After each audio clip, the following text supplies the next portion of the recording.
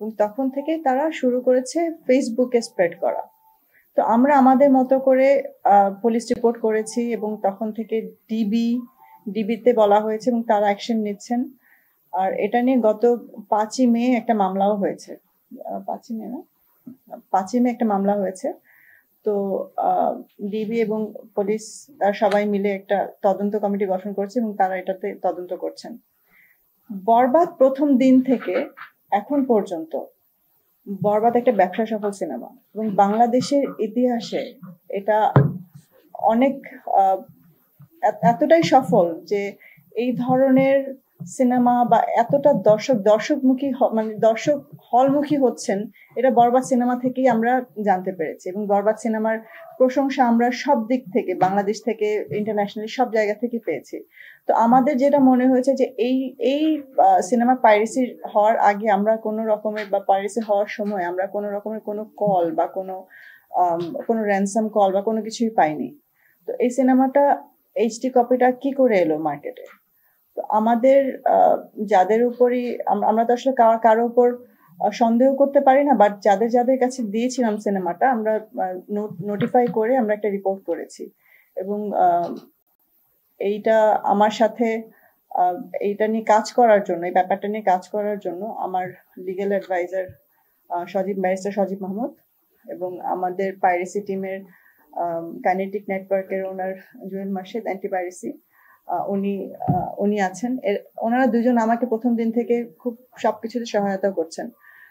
আমাদের সর্বাত্মক চেষ্টা ছিল যে এরকম কোনো কিছু যেন না হয়, বাট তারপরে হয়ে গেছে। কারণ এইচডি কোয়ালিটি আসলে কোনো একমাত্র ডিস্ট্রিবিউশন থেকে ছাড়া এটা যাওয়া পসিবল না। তো সেই ক্ষেত্রে আমাদের প্রথম দিকে একটু বেগ পেতে হয়েছে যে সিনেমাটা নামানো বা যে কোনো ভাবে এটা ব্লক করা, যেটা জুয়েল ভাই সাকসেসফুলি করছেন। আর বাকি যেটা তদন্ত করার জন্য যা করা উচিত, যেভাবে করে আগানো উচিত, সজীব ভাইয়ের অ্যাডভাইসে আমরা সেভাবে এগিয়ে যাচ্ছি। এবং সজীব ভাই ভালো বলতে পারবেন আসলে আমরা এটা কোন ধারায় পড়ে, কি হয়েছে, এটা শাস্তি কেমন, এটা সজীব ভাই আপনাদেরকে একটু এক্সপ্লেইন করবেন। আপু, আপনার কাছে একটা বিষয় জানতে চাই, যেমন সিনেমা মুক্তির পরেই আপনি বরিশাল থানায় গিয়েছেন, সেখানে আপনি অভিযোগ করেছেন, সেখান থেকে কি পেলেন, তারা কি ধরনের সহযোগিতা করলো বা করেছে কিনা, এই বিষয়টা একটু বলবেন। সেখান থেকে এটা যখন ডিবিতে গেল, ডিবিতে যাওয়ার পর তারা ডিবি সাইবার ক্রাইমে যখন গেল, তখন তারা বেশ কয়েকজনকে নকডাউন করেছেন। এবং তারপর থেকে আপনারা কিন্তু ওইভাবে করে ক্লিপ কিন্তু দেখতে পাননি। মানে প্রথম 2-3 দিন যেভাবে ছড়াচ্ছিল, তারপর থেকে কিন্তু এটা বন্ধ হয়ে গেছে। আর আমরাও চেষ্টা করেছি যে আমাদের অ্যান্টি পাইরেসি টিম যারা আছেন তারাও অনেকটা কাজ করেছেন এই ব্যাপারে। প্রতিদিনই তো ক্লিপ আসছে, প্রতিদিন ক্লিপ নামছে। ছোট একটা স্পেসিফিক টাইম, কিছু সেকেন্ডস থাকে, যেই ওই স্পেসিফিক সেকেন্ডসের পর যদি এটা বাড়ে তাহলে সেটা অটোমেটিক্যালি ওনারা এটা নামিয়ে ফেলেন। বাট এটা তো আসলে দর্শকরা করেন, ওটা ছিল দর্শকদের করা অনেক জিনিস হয়তো বা আবেগে ওনারা করে ফেলেন। ভালো একটা কিছু দেখছেন, সিনেমা হল থেকে কপি করে, ফোনে কপি করে করছেন, বাট এটা তো কোনো আবেগের কাজ ছিল না। ওটা নিয়ে অলরেডি তারা আমাদেরকে যথেষ্ট হেল্প করেছেন এবং তারা এ ব্যাপারে অনেক স্টেপ নিয়েছেন, দুজনকে ধরেওছেন। তো এখন এইটা আমরা এখন কথা বলছি পাইরেসিটা নিয়ে, কথা বলছি, কারণ এটা পুরো এইচডি কোয়ালিটির পাইরেসি চলে এসছে, যেটা সাধারণত হয় না। তো এটা আমরা আসলে কিভাবে রোধ করছি, বা সবাই অনেকে প্রশ্ন করছেন যে আমরা কেন কিছু করছি না। তো এর জন্য আজকে আপনাদেরকে ডাকা, যে আমরা আসলে চুপচাপ বসে নেই, আমরা প্রথম দিন থেকেই কাজ করছি। বাট তদন্তের স্বার্থে আমরা আপনাদেরকে এখনো কিছু জানাইনি, বা যারা জানতে চেয়েছেন সোশ্যাল মিডিয়াতে আমরা তাদেরকে কিছু জানাইনি, কারণ আমরা চাইনি যে তদন্ত করতে গিয়ে কোনো রকম কোনো এটার কোনো মানে মাঝখানে কেউ এটা আমরা তদন্ত কাজ বিঘ্নিত হোক। হ্যাঁ, তো এই জন্য আমরা আপনাদেরকে জানাইনি। বাট আজকে যেহেতু মামলাটা হয়ে গেছে, এখন আমরা আপনাদেরকে, এবং তারা পুরো টিম কাজ করছে, তো এখন আমাদের জানাতে কোনো অসুবিধা নেই। আর সজীব ভাই, আপনি প্লিজ একটু এক্সপ্লেইন করেন। টেকনিক্যাল গুলো একটু বলি।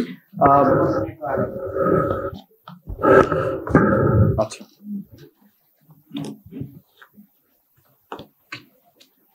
আচ্ছা, তো আমরা যেটা করেছি সেটা হচ্ছে গুলশান থানার সহযোগিতায় আমরা গুলশান থানায় একটা এফআইআর মামলা রুজু করেছি, এবং এই এফআইআর মামলার মূল বিষয়বস্তুটা হচ্ছে যে চলচ্চিত্রের যে কপিরাইট, সেই কপিরাইট লঙ্ঘন।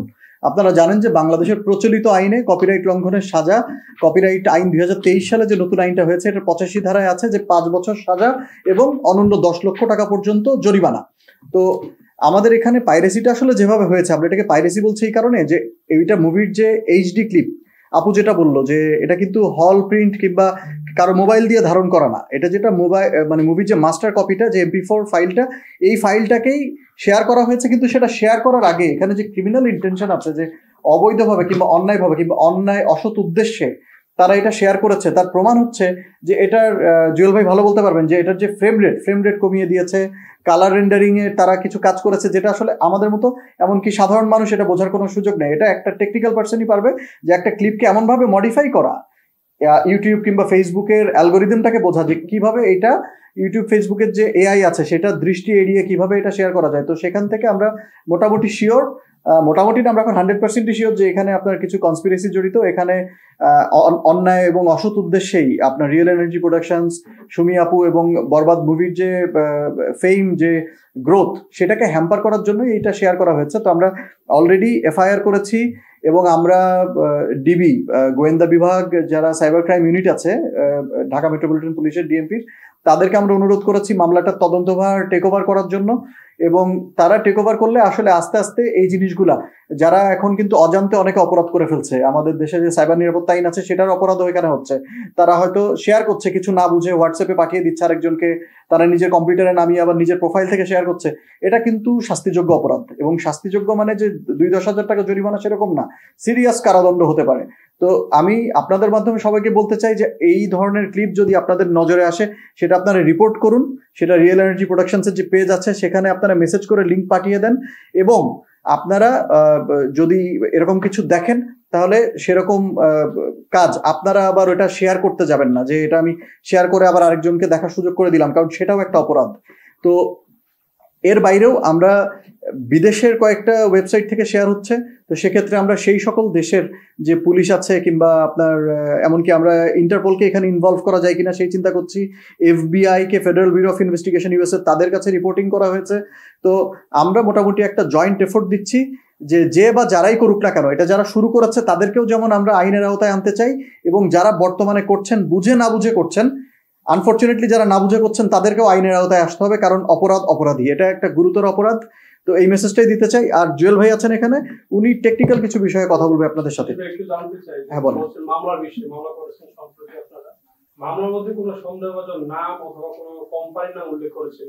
হ্যাঁ, খুব ভালো প্রশ্ন করেছেন। এখন সন্দেহভাজন কারোর নাম আমরা মামলায় উল্লেখ করিনি, আমরা অজ্ঞাতনামা হিসেবে করেছি। তবে হ্যাঁ, যেসব পেজ থেকে শেয়ার হয়েছে এই লিঙ্ক, এই ধরনের ইউআরএল গুলো আমরা পুলিশের সাথে শেয়ার করেছি এবং এফআইআর এ উল্লেখ করেছি, এবং একটা investigation, it's an ongoing process. So আমরা যখন যেটা পাচ্ছি আমাদের টিম থেকে, এটা তো একটা জয়েন্ট কোলাবোরেশন, তো আমরা যখন যেটা পাচ্ছি সেটা আবার আমরা পুলিশের সাথে শেয়ার করে দিচ্ছি। এবং সোফার I have to thank Dhaka metropolitan police, তারা যথেষ্ট সহযোগিতা করছেন এবং তারা চেষ্টা করছেন এই অপরাধীদেরকে আইনের আওতায় আনতে এবং এই লিঙ্কগুলোকে ডাউন করতে। Thank you. একটা জিনিস একটু জানতে চাই, সেক্ষেত্রে যেহেতু বরবাদ অলরেডি আপনার ইউজ একটা ব্যবসা করছে, সেই জায়গাটা হচ্ছে যে জরিমানার কথা যেটা বললেন 10 লাখ টাকা, সেটা আসলে বরবাদের জন্য খুবই নগণ্য কিনা, যেহেতু এটাকে আমরা চিন্তা করছিলাম বাংলাদেশের সিনেমা ইন্ডাস্ট্রিতে প্রথমবারের মতো 100 কোটি মাইল ফলক ছুটে, তো সেই জায়গাটা আসলে এইটা কি জরিমানার জায়গাটা কি বাড়ানোর কোনো আছে কিনা বা কোনো করা? আচ্ছা, জরিমানার বিষয়টা এটা তো পার্লামেন্ট নির্ধারিত এবং এটা একটা অপরাধের জরিমানা, কিন্তু আমাদের এখানে যে বিষয় সেটা হচ্ছে বরবাদ তো আসলে এটা শুধু রিয়েল এনার্জি প্রোডাকশনসের সম্পদ, এটা এখন একটা জাতীয় সম্পদে পরিণত হয়েছে। এটা মানে বাংলাদেশের ফিল্ম ইন্ডাস্ট্রি যে ঘুরে দাঁড়াবে সবাই বলছে যে হয়তো বরবাদেই শুরু।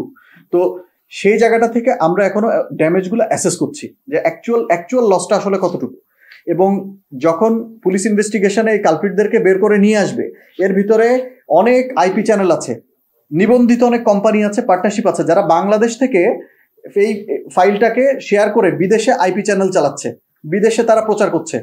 তো এই জিনিসগুলো যখন বের হয়ে আসবে, আমরা অনেক তথ্য জানি, কিন্তু এটা আমরা চাচ্ছি ইনভেস্টিগেশনের মাধ্যমে বের হয়ে আসুক, তখন আমরা তাদের বিরুদ্ধে ক্ষতিপূরণের মামলা করব, তখন আমরা অ্যাকচুয়াল ভ্যালুতে করব।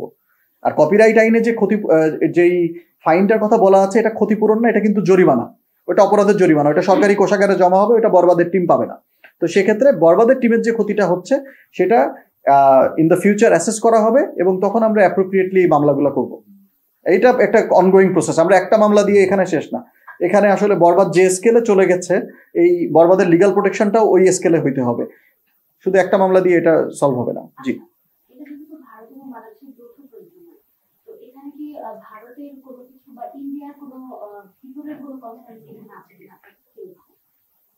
এটা আপু ভালো বলতে পারবে, তবে আমরা যতটুকু জানি যে ফাইলটা শেয়ার হয়েছে, যে বারবার বলছি যে এই ফাইলটা কিন্তু এটা কিছু কিছু অংশ ব্লার করা, কিছু কিছু অংশ কেটে দেয়। আপনারা জানেন রিলিজ হওয়ার আগে সেন্সরে আটকে ছিল। তো এই যে ক্লিপটা, এটা বাংলাদেশের জন্য কাস্টম মেড, এটা বাংলাদেশের জন্য কাস্টম মেড। ভারতের মার্কেটে যেটা চলবে, ইউএস এর মার্কেটে যে আনকাট ভার্সনটা চলবে, সেই ভার্সনটা কিন্তু লিক হয়নি, লিক হয়েছে আমাদের মার্কেটের ভার্সন। বাট ইন্ডিয়া থেকে যদি কেউ এটা শেয়ার করে, তাহলে আমাদের ইন্ডিয়ার যে আপনার কাউন্টার পার্ট আছে তাদেরকে দিয়ে আমরা ভারতে, যেমন আমরা অলরেডি ইউএসএ তে অ্যাকশন নিচ্ছি, ভারত থেকে যদি শেয়ার হয় ভারতেও অ্যাকশন নিব। ভাই আপনি ভাইয়ের কাছে আসবো, আপনি জানতে চাইলে এবারের ঈদে 6টি সিনেমা মুক্তি পেয়েছে, অন্যান্য সিনেমা তো পাইরেসির দূরের কথা, এইসব বিষয় নিয়ে কোনো কথাই হচ্ছে না, কিন্তু বরবাদ কেন পাইরেসি শিকার হলো একটু বলবেন কি? আমার তো সেটাই প্রশ্ন, বরবাদ কেন পাইরেসি শিকার হলো? আপনি যেভাবে আমাকে প্রশ্ন করছেন, আমি তো ভাই খুব সাধারণ ভাবেই একটা সাধারণ প্রডিউসার হিসেবে এসেই এখানে সিনেমাটা মানে প্রদর্শন করছি সবার, মানে সাধারণ দর্শকের জন্য। তো আমি তো ভাবতেই পারিনি যে এত মেজার্স নেওয়ার পরেও এটা পাইরেসি হয়ে যাবে, তাও নর্মাল হল প্রিন্ট পাইরেসি না, এইচডি কোয়ালিটি পাইরেসি। তার মানে হচ্ছে এই বরবাদ সিনেমাটাকে আটকানো এবং বরবাদ সিনেমার সাথে যারাই জড়িত, প্রডিউসার থেকে শুরু করে কোম্পানি, প্রোডাকশন হাউস থেকে শুরু করে সবাইকে মানে পুরো পুরো পৃথিবীর সামনে আমাদের নামটা খারাপ করা, সাবোটাজ করা, বরবাদের এই পুরো নামটাকে নষ্ট করার জন্য কিন্তু এটা করা হয়েছে, এটা কিন্তু কোনো টাকার জন্য করা হয়নি। তো এখন ধরেন অন্যান্য সিনেমা পাইরেসি কেন হয়নি, এই প্রশ্নটা যদি আপনারা করেন আপনারাই উত্তর পাবেন যে কেন কেন কেন হয়নি। কারণ বরবাদের মতো তো এর আগে আর অন্য কোনো সিনেমা বা এখনো অন্য কোনো সিনেমা তো এতটা ব্যবসা সফল ছিল না, বা বাংলাদেশে এই পর্যন্ত এমন কোনো বড় সিনেমাও হয়নি, এই ধরনের সিনেমাই হয়নি। তো বরবাদ তো সবার টার্গেটই থাকবে যে একজন নতুন প্রডিউসার এসে, নতুন একটা প্রোডাকশন হাউস এসে, যার কোনো নাম নাই গন্ধ নাই, হঠাৎ করে উড়ে এসে জুড়ে বসলে একটা মার্কেটে, এটা অনেকে নিতে পারছে না। আর এটা মানে আমি যেহেতু আমি এই পরের সিনেমাটাও করব বরবাদের, যেহেতু আমি নিজেও বলেছিলাম যে আমি বরবাদে একটা বেঞ্চমার্ক রেখে গেছি, যেটা আমার জন্যই কষ্টকর হবে এই বেঞ্চমার্কটাকে ওভারকাম করে আরেকটা ভালো কিছু বানানো। হ্যাঁ, তো এটা আমার জন্য আসলে মানে একটা প্রেশারও ছিল। তো সবার তো তাই থাকবে না যে মানে উনি এর চাইতে ভালো কিছু বানাচ্ছেন, তো ওনাকে স্টপ করা দরকার। আপনি যেহেতু বরবাদ বানিয়েছেন, বলছেন যে পরবর্তী সিনেমা বানাবে, বরবাদ পাইরেসি করে কি এটা কোনো থ্রেট দিচ্ছে কিনা? এইটা তো আসলে আমাকে বা আমার কোম্পানি বা আমার পুরো টিমকে ডিমোটিভেট করার একটা প্ল্যান, যে আমি যদি ডিমোটিভেটেড হয়ে যাই আমি তো এই মার্কেট থেকে চলে যাব। কারণ আমি তো এই মার্কেটে একদমই নতুন, আমি একটা সিনেমা বানালাম, একটা সিনেমা পাইরেসি হয়ে গেল, আর সিনেমাটার পর আমি যখন দেখলাম এত বড় স্কেলে সিনেমা বানানোর পর এই ধরনের কাজ হচ্ছে, আমি কি আর নেক্সট সিনেমা বানাবো? তো এই প্রশ্নটা আমার মাথায় আসবে, এবং সেই প্রশ্নটা আমার মাথায় যেন আসে এবং আমি যেন এরপর আর সিনেমা না বানাই বা আমি যেন এই পথেই না থাকি, এটার জন্য এটা করা খুবই সিম্পল। আর অনেকে প্রশ্ন করছেন, আমাকে বলছেন যে এটা প্রোডাকশন হাউস থেকে হচ্ছে, প্রোডাকশন হাউস এটা বেটিং কোম্পানিকে বিক্রি করে দিয়েছে, আমি আমার নিজের স্বার্থে, আমার টাকা উঠে গেছে, এখন প্রফিটও হয়ে গেছে, এর জন্য আমি এখন এটা করছি। ভাই আপনারা কে বলতে পারবেন যে এটা কোনো স্পন্সরের, কোনো কোম্পানির কোনো লোগো আছে বা কোনো অ্যাডভার্টাইজমেন্ট চলছে সিনেমাটার আগে পিছে? নাই তো ভাই। তাহলে কেন আমাকে সবাই কথা বলছেন? আর আমি প্রোডাকশন হাউস, এটা আমার ফার্স্ট প্রজেক্ট, আমার ফার্স্ট বেবির মতো, আমি কেন আমার নিজের সন্তানের ক্ষতি করব? আমার এখনো ওটিটি বাকি আছে, আমার ইন্টারন্যাশনাল রিলিজ এখন অনেকগুলো কান্ট্রি আমার লিস্টে আছে, আমি কি এটা কখনোই করবো? As a producer, as a production house আমি কখনোই করবো না। বাট এটা আমাকে প্রশ্ন করছেন সাধারণ জনগণ, যারা আমাকে প্রথম দিকে বলেছেন যে বরবাদ তো অনেক ভালো হলো, এই হলো, যারা আমাকে উদ্বুদ্ধ করেছেন আরো যে সামনে আরো ভালো সিনেমা বানাই, হঠাৎ করে তারাই আমাকে প্রশ্ন করছেন না বুঝে না জেনে। ভাই একবার চিন্তা তো করবেন যে আপনি কি জিজ্ঞাসা করছেন, কেন জিজ্ঞাসা করছেন। আর আমরা হাতে হাত রেখে বসে নিই, আমরা 30 তারিখে রাতে জানতে পারার সাথে সাথে আমরা আমাদের যতটুকু মেজার্স নেওয়া ছিল আমরা সব নিয়েছি, আমরা পুলিশের কাছে গিয়েছি, আমরা রিপোর্ট করেছি, আমরা মামলা সবই চলছে। তদন্তের স্বার্থে আমরা এতদিন আপনাদেরকে কিছু জানাইনি, আজকে আমরা জানাতে বাধ্য হলাম। কারণ এটা আসলে আমরা যেভাবে করে ভেবেছিলাম যে এটা হয়তো বা আমাদের ইন্টারনাল তদন্ত করেই আমরা হয়তো এটা মিটিয়ে ফেলতে পারবো, বাট এটা আসলে এখন আর আমাদের হাতে নেই। এটা পুলিশকেই করতে হবে। পুলিশ করছিল এতদিন, এখন কনফার্ম হয়ে গেছে যে এটা একটা চক্র করছে। এখন এটা আমি চক্রকে ধরতে পারবো না, চক্রটা ধরার দায়িত্ব হচ্ছে প্রশাসনের, এবং তারা এটা নিয়ে কাজ করছে, আমি তাদের উপর ছেড়ে দিয়েছি এবং আমি বিশ্বাস করি তারা এটাতে সফল হবে।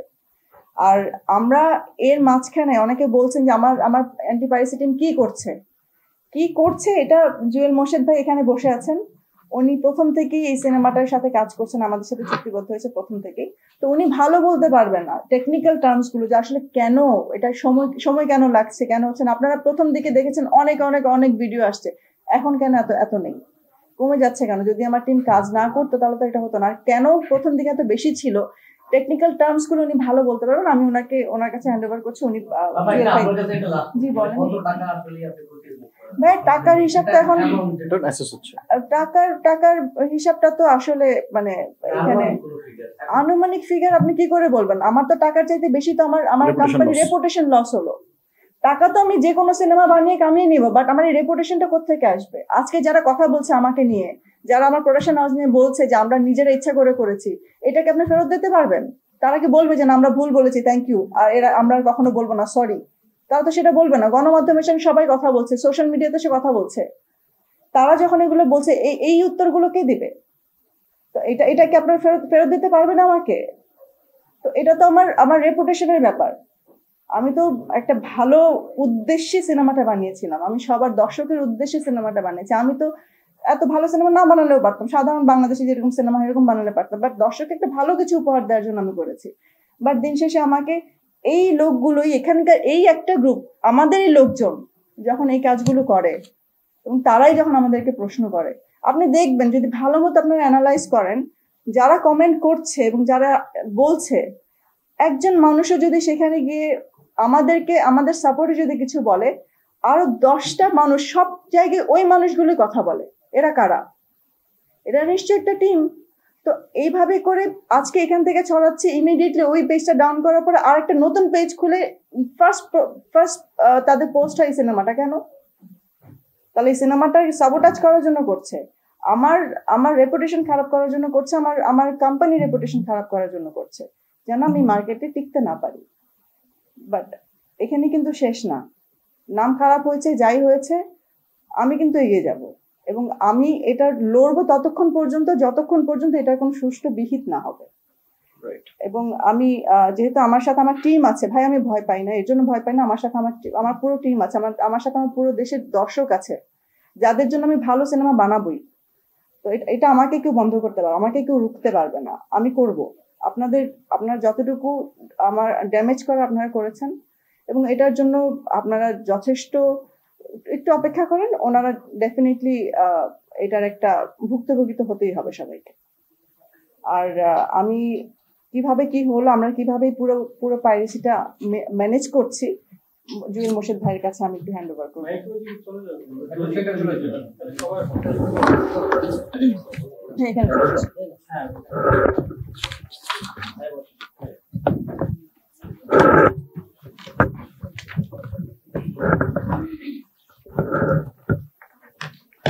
আসবো যাবো।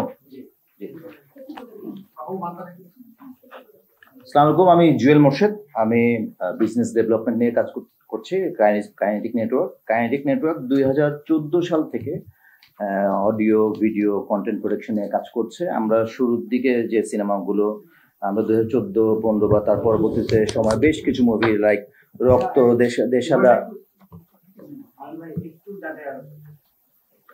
আমরা বেশ কিছু মুভির পাইরেসি প্রোডাকশন নিয়ে কাজ করেছি লাইক রক্ত, দেশাদা লিডা, স্বপ্নজাল, পোরামন 1, পোরামন 2। ওই সময় থেকে আমরা কাজ করেছি। বা তখন যেটা হতো পাইরেসির ক্ষেত্রে, আমরা দেখতাম যে একটা গ্রুপ হল থেকে এটা কালেক্ট করে বা সামহাও ওই মুভি ক্লিপ কালেক্ট করে এই যে ডিস্ট্রিবিউটর বা প্রডিউসারদেরকে জিম্মি করার চেষ্টা করতো, বা তাদেরকে তার কাছে চাঁদা দাবি করতো, চাঁদাবাজি করতো, চেষ্টা করতো ওইটা নেওয়ার। আমরা সেক্ষেত্রে তখন পরবর্তীতে আমরা সাকসেসফুল হই বা আমরা পাইরেসি প্রোটেকশন করতে সমর্থ হই। কিন্তু পরবর্তীতে এই রিসেন্ট যেটা, এটা আমাদের জন্য একটা নতুন লেসন, বরবাদের যে বিষয়টা। এখানে কিন্তু আসলে এখন পর্যন্ত আমরা কোনো চাঁদাবাজ বা এটা ব্লগ, এটা পাইরেসি করে কেউ আর্নিং এর চেষ্টা, সেটা না দেখে আমরা বরঞ্চ দেখছি যে এটা যে জয় জয়কার বা এটা যে হলমুখী মানুষ, সেটাকে বন্ধ করা বা এটার সাকসেসটাকে বন্ধ করার একটা চেষ্টা। আমি একটা ছোট্ট ফিগার দেখাচ্ছি। সেটা হচ্ছে, আমাকে আপু এপ্রিলের 30 তারিখে প্রথম আমাকে জানান যে এটার এইচডি প্রিন্টটা পাইরেসি হয়ে গেছে। এর আগ পর্যন্ত যে ব্লকিং গুলি হচ্ছিল মূলত মানুষজন দেখতে গিয়ে, ফিল্ম দেখতে গিয়ে হয়তো সে একটা দুটো ক্লিপ ক্যাপচার করে শেয়ার করছিল, কিন্তু 30 তারিখে এপ্রিল মাসের একদম ফুল ফিল্মটা, এইচডি প্রিন্টটা, এটা মূলত টেলিগ্রাম বা এই টাইপের কিছু সাইট দিয়ে ছড়িয়ে পড়ে। পরবর্তীতে সেটা ফেসবুক, ইউটিউবে আসে, এবং ফেসবুক, ইউটিউবে আমার যেটা এখানে আমি দেখাচ্ছি, আমরা শুধুমাত্র মে মাসের 2 তারিখেই আমরা ব্লক করতে পেরেছি মোর দেন 80,000-80,000-এরও বেশি ক্লিপ আমরা ব্লক করতে সমর্থ হই। মে মাসের 3 তারিখে 70,000, এবং সেটা মে মাসের 4 তারিখে এসে ডিক্লাইনটা শুরু হয়। এটা এখন মোটামুটি একদম কমে আসছে রিআপলোড।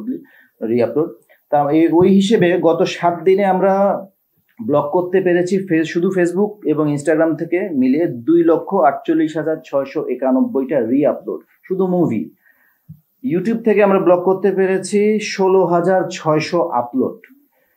এখন কিছু কিছু আমাদের বেশ কিছু আপলোড শুরুর দিকে আমরা ইনস্ট্যান্ট ব্লক করতে পারিনি। এখানেও যেটা বললাম যে যারা এই কাজটা করছে তারা খুবই সুচিন্তিতভাবে এবং প্ল্যান করেই করছে। আমরা তো আসলে যেটা করি, এখানে যারা আছেন অনেকেই জানেন আমরা ফেসবুক রাইট ম্যানেজার ইউজ করি বা ইউটিউবে রাইট ম্যানেজার ইউজ করি। তো যারা এটা রিআপলোড বা পাইরেসিটা করেছেন তারা দেখা গেছে যে ওই মুভিটার, আমরা জানি ফ্রেম রেট শব্দটার সাথে আমরা পরিচিত, ফ্রেম রেট চেঞ্জ করে দেয়, স্পিড চেঞ্জ করে দেয়, কালার চেঞ্জ করে দিচ্ছে, আবার ফিল্মটা ফ্লিপ করে ফেলছে বা মিরর করে ফেলছে। তো ওই কারণে অনেক সময় দেখা যায় ইউটিউব এআই অনেক স্ট্রং, ইউটিউব খুব দ্রুত এটা ব্লক করে ফেলতে পারে। ফেসবুকের ক্ষেত্রেও একটু সময় লেগে যায়, যে তখন সে ইনস্ট্যান্ট তার এআই এটা ধরতে পারে না। তখন আমরা আবার দেখা যায় যে সেটা ম্যানুয়াল টেকডাউনে চলে যাই বা যাচ্ছি। এখন তুলনামূলকভাবে ব্লগের এই রিআপলোডের পরিমাণটা অনেক কমে আসছে। তো আমরা আশাবাদী যে বরবাদ যেভাবে এগিয়ে যাচ্ছিল সবাই সেভাবে ভালোবাসবে বরবাদকে, এবং আমরা সার্বক্ষণিক কাজ করে যাচ্ছি এই কন্টেন্ট বরবাদের জয় জয়কার যাতে আরো সামনে এগিয়ে যায় ওটার জন্য।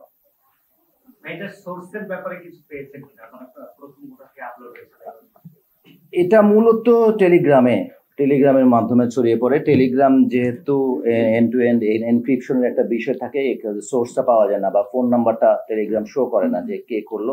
আমরা ম্যানুয়ালি কিছু চেষ্টা করে কিছু ব্লক করতে পেরেছি হয়তো, বাট এগুলো আপনারা জানেন অনেক প্রাইভেট গ্রুপ আছে, ওখানে অ্যাক্সেস থাকে না, ওখানে ঢোকা যায় না। যেটা ফেসবুক বা ইউটিউবের ক্ষেত্রে ফেসবুকে প্রাইভেট গ্রুপ থাকলেও এআই গিয়ে সেটাকে ব্লক করতে পারে, অটোমেটিক্যালি ব্লক করে দেয়।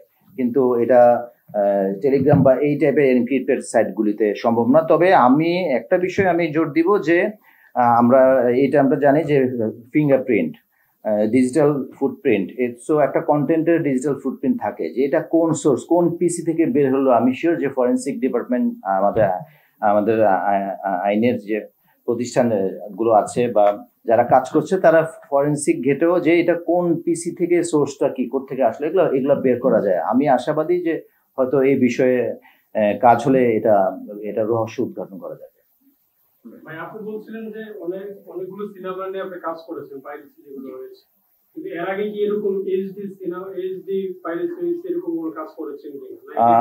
এইচডি পাইরেসি দু একটা ক্ষেত্রে হয়েছে, কিন্তু এতটা ড্রাস্টিক ভাবে, এতটা ব্যাপক ভাবে ছড়িয়ে পড়ে না। এটা আমাদের জন্য একটা লেসন, বরবাদ আমাদের জন্য আসলে একটা লেসন, যে এই রেশিওতে রিআপলোড হতে পারে বা এই রেশিওতে, বা এই যেমন আরো লেসন হচ্ছে যে এই যে বললাম যে মিনিমাম 10টা-12টা version, flip version, mirror version,